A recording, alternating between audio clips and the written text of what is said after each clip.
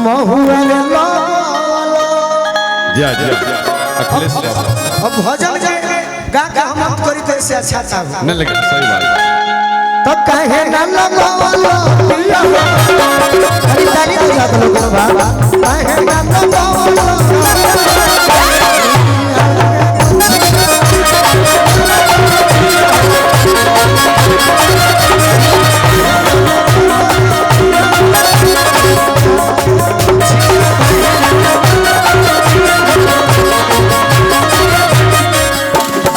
अभी हमारे सिंटू भैया अखिलेश की ओर से आशीर्वाद मिलन बार बार पड़ा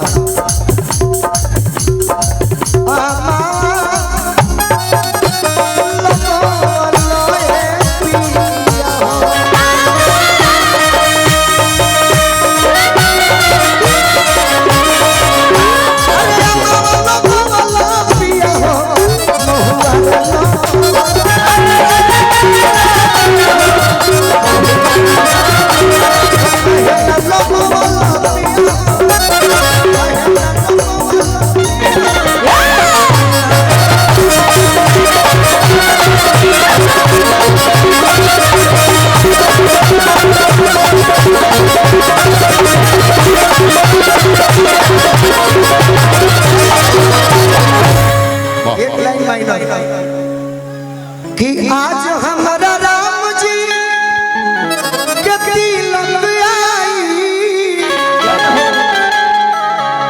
अब तो घरे घरे बजला बधाई रे माई शोभा बरनी न हम सब कलाकार की ओर से आपके शादी की शुभकामना। आगे के कलाकारों को सम्मान और सुनना हुआ आपका इच्छा है, आपका मर्जी। ये बड़े भाई मुकेश राय जी जो बहुत ही अच्छे उद्घोषक, रुपेश जी बहुत ही अच्छे उद्घोषक, और ये तो दीवाना हो चुके हैं अभी हमको मालूम चला। धन्यवाद। कार्यक्रम में विलम्ब नहीं रुपेश जी, आपका भी अंदाज जो आपने वो बीपी ऊपी कहा हंसी आई, तो कलाकार सभी अच्छे हैं। एक बार सब कलाकार के लिए जोरदार ताली आप लोग बजा दीजिए। और विलम्ब नहीं, गीत ज्यादा हो बात कम हो।